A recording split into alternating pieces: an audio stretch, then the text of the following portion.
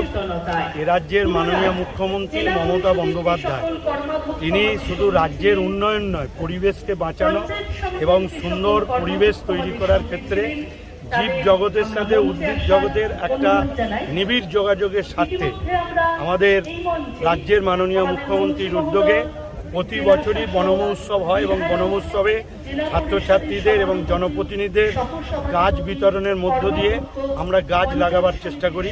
সেই কাজটা এবারে হুগলি জেলা প্রশাসন বন দপ্তরের মধ্য দিয়ে আজকে বলবার আমাদের এই কৃষি দপ্তরের কৃষি খামারের মধ্যে এটা অনুষ্ঠিত হলো।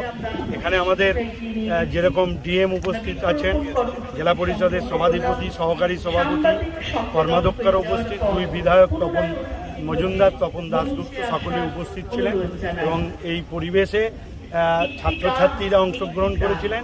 সকাল থেকে বর্ণাঢ্য শোভাযাত্রা, বিভিন্ন সাংস্কৃতিক অনুষ্ঠান এবং বিশ্বকবি রবীন্দ্রনাথ ঠাকুরের গাছকে লেখা নিয়ে বিভিন্ন কবিতা পাঠের মধ্য দিয়ে আজকের এই বনমহোৎসব সর্বাঙ্গ সুন্দর হলো এবং আমরা গাছ বসিয়ে আজকে সূচনা করলাম।